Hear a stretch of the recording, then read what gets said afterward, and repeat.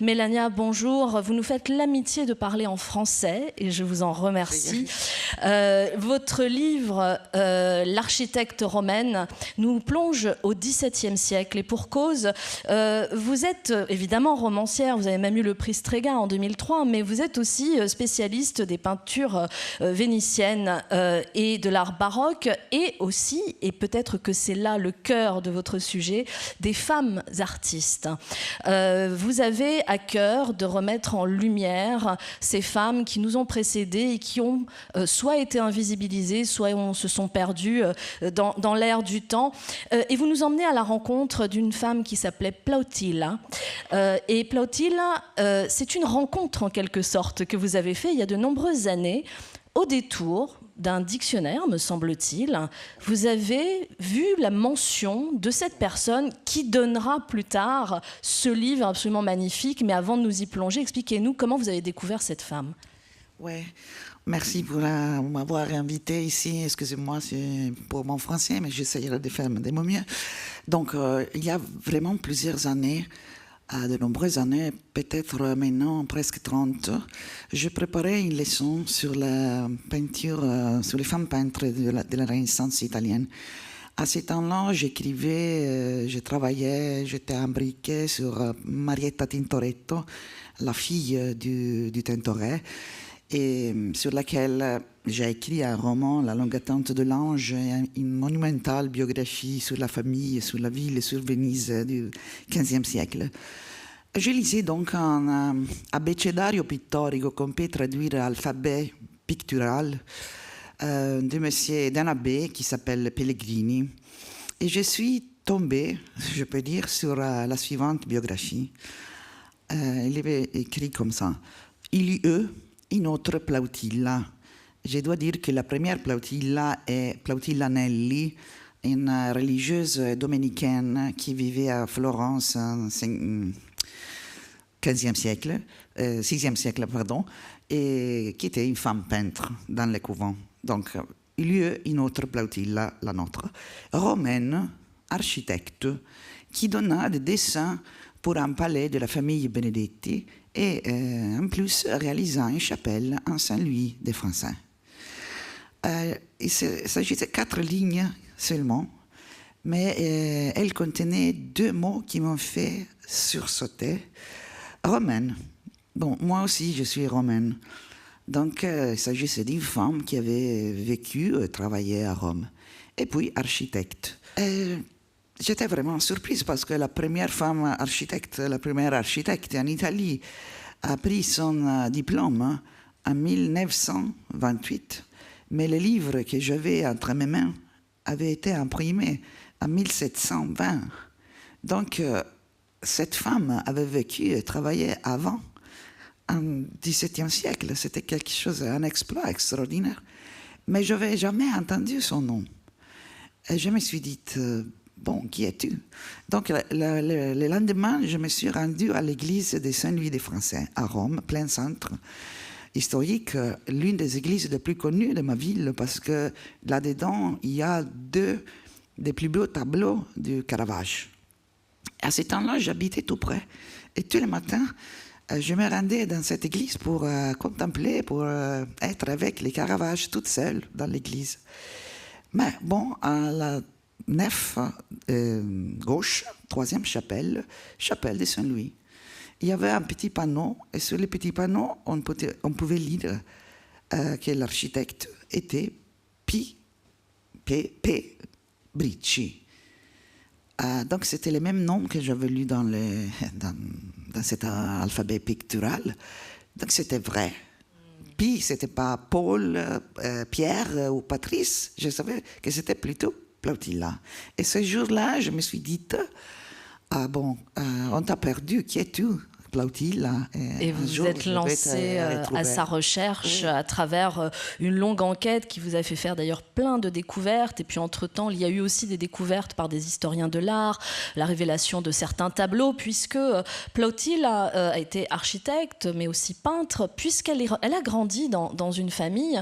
Le père était lui-même un homme extrêmement talentueux, fils de matelassier, ce qui lui a valu d'ailleurs bien des déboires, puisque ça a nui à la reconnaissance qu'il aurait pu avoir, mais il était peintre, écrivain, dramaturge, il était acteur, il était musicien, il était de talents multiples.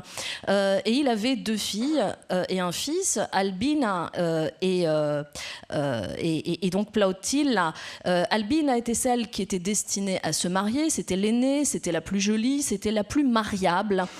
Et Plautilla, tout d'abord, elle a un handicap, elle est ce qu'on appellerait aujourd'hui narcoleptique, c'est-à-dire qu'elle s'endort à des moments complètement inattendus, donc c'est quand même très problématique. Elle est moins jolie aussi qu'Albine, mais finalement, c'est peut-être ce qui va la sauver en quelque sorte, puisqu'elle va éviter ce destin qui était celui de beaucoup de femmes à l'époque, qui étaient les multiples grossesses et au bout l'épuisement et la mort. Elle aura un autre destin, c'est qu'elle sera initiée par son père. C'est bien ça ? Oui, à un certain moment de mes recherches, j'ai découvert que Plautilla était la fille de Giovanni.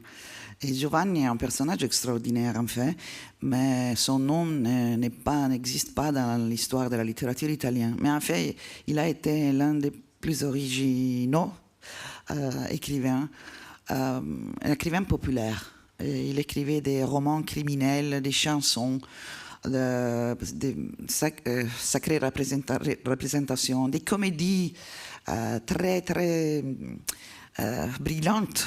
C'était un peu comme un Molière de la Rome de ce temps-là. Donc, j'ai découvert que c'était lui, le maître de Plautilla.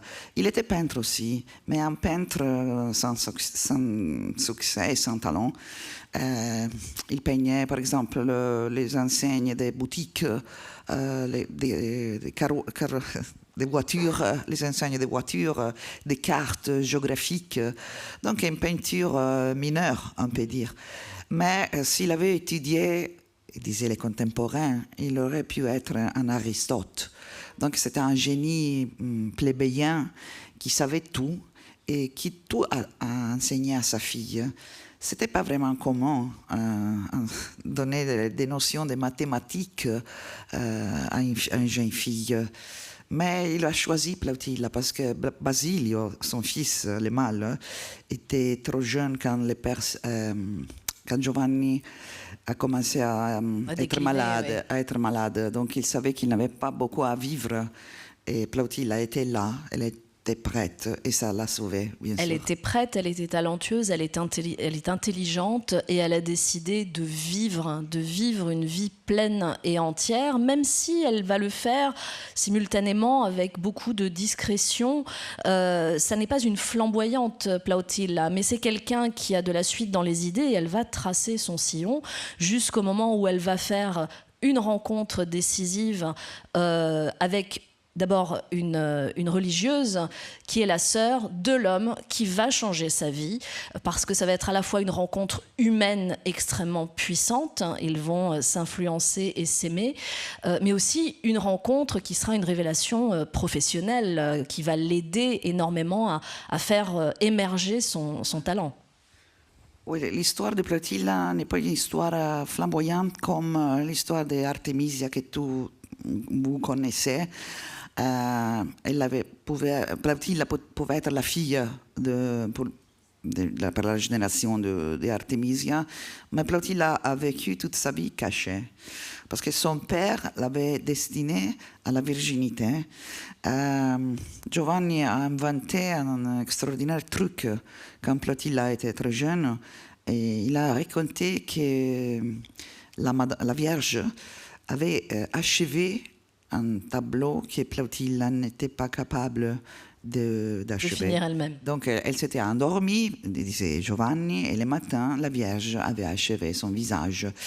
Et c'était une histoire du théâtre. Il était comédien et auteur et dramaturge, et Plautilla a bien accepté cette légende. Mais l'histoire extraordinaire est que, elle avait été condamnée à le destin de la Vierge choisie par la Vierge Marie. Mais ces tableaux, ces peintures, a fait vraiment des miracles. Donc, la renommée de Plautilla dans la vie de Rome, c'était celle d'une jeune fille choisie par Dieu, par la Vierge. Mais la vie de Plautilla était vraiment différente, en fait, parce que Giovanni mourut en 1746, quand Plautilla avait 29 ans. Et elle pouvait devenir un peintre de tête de saint ou une copiste des tableaux célèbres que les pèlerins qui venaient à Rome achetaient. Il y avait un marché très florissant. Donc peut-être Plautilla pouvait être ce genre de peintre-là, mais non, parce qu'elle a rencontré sœur Euphrasia de la Croce, qui était religieuse carmélite dans un couvent de Rome, et qui était la sœur de l'abbé Elpidio Benedetti. Elpidio Benedetti était un homme, mais il n'avait plus qu'elle le choix de sa vie, parce qu'à Rome, il fallait entrer en religion, prendre le vœu pour étudier, par exemple, pour avoir un emploi à la cour, pour vivre la vie d'un intellectuel. Donc il était abbé. Il n'avait pas choisi de l'être comme Plautilla ne l'avait pas choisi, mais il rêvait d'être un artiste et écrivain. Et donc avec Plautilla, ils ont réalisé une sorte d'alliance. Ils se comprennent. C'était la même histoire, la même histoire, oui. Ils se sont aimés beaucoup, un lien secret, bien sûr, que les commandements n'avaient pas prévu. Elle était vierge, il était abbé. La société empêchait de se fréquenter, donc ils ont commencé à travailler ensemble. Mais il n'a jamais dit que Plautilla était son artiste. Il a caché son nom. Il était d'abord valet et puis secrétaire de Jules Mazarin. Et Jules Mazarin était à ce temps-là, au début de la vie de l'abbé Benedetti, un jeune secrétaire à son tour qui était venu à Paris, mais dont le pape Urbain VIII voulait se débarrasser parce qu'il était trop intelligent, trop indépendant. Et donc, il a envoyé Elpidio pour ramener Jules Mazarin de la cour de Paris à Avignon. Et Elpidio est tombé amoureux de Jules Mazarin, comme tout le monde, et puis est resté à son service pour toute sa vie. Et à la mort de Jules Mazarin, il a pu réaliser ses rêves de bâtir une villa et la chapelle pour soi-même et pas pour son maître.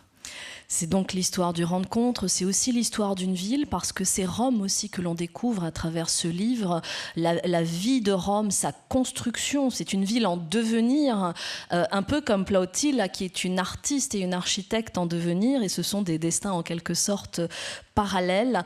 Pour terminer, Mélania, peut-être dire une chose très importante, parce que tout est vrai dans ce livre. Vous avez fait une recherche extrêmement minutieuse et vous nous plongez dans c'est presque une machine à voyager dans le temps, ce livre. Mais il y a quelque chose, c'est qu'il y a la patte de l'écrivain qui vient extrapoler ce qui se passe dans la tête du personnage, sa nature profonde, son caractère. Et il s'est passé quelque chose d'assez extraordinaire après la parution de votre livre.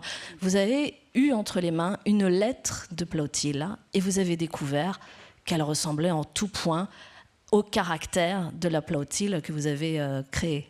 Bon, il faut dire que j'ai fait beaucoup de recherches parce que quand j'ai commencé cette aventure, il n'y avait rien sur elle. Elle n'était qu'un nom dans un alphabet pictural. Et puis, j'ai fait beaucoup de... La recherche a été passionnante, désespérante, mais j'ai trouvé beaucoup de choses, des miettes d'archives, contrats de dos, actes de baptême, recensement, des lettres aussi. Et jour par jour, année par année, après année, j'ai découvert le monde de Plautilla et j'ai essayé de le raconter. Et tout est vrai, tout est documenté. Tous les personnages sont réellement ont vécu réellement, les protagonistes, mais aussi les personnages secondaires. Les lieux, les œuvres, les rues, les palais, tout ce qu'il y a existe vraiment. Mais je suis un écrivain, donc je voulais écrire un roman. Je ne voulais pas écrire un essai d'histoire de l'art ou un essai historique. Je voulais faire vivre Plautilla comme les personnages des romans vivent. Et donc me plonger dans son monde, dans sa Rome, qui est ma Rome aussi, mais qui n'existait pas encore. L'année suivante, on a organisé une très grande exhibition à Rome avec les galeries nationales du Palazzo Barberini et on a montré tout ce qu'il existe de Plautilla parce qu'on a encore des tableaux, on a encore des dessins, on a beaucoup de choses sur elle et on a commencé à étudier et à chercher encore parce que beaucoup de choses il faut encore trouver. Et on a un historien de l'art, Yuri Primarosa, a trouvé une lettre écrite par elle. Et cette lettre est vraiment émouvante parce qu'on comprend qu'elle avait conscience de soi. Elle avait conscience de la difficulté d'être une artiste femme. Et elle crie dans ses lettres qu'elle a le droit d'être payée comme ses collègues parce qu'elle a travaillé de la même façon et à ce même niveau. Plautilla, non seulement est vivante dans ce livre, mais elle vibre, comme vous le dites, on entend sa voix, sa sensualité aussi, ses désirs, son amour de l'art, son regard sur le monde. On est avec elle à chaque instant, elle est à la fois romanesque et réelle. Merci infiniment, Melania Mazzucco, pour cette présentation de l'architecte romaine, traduite par Vincent Reynaud.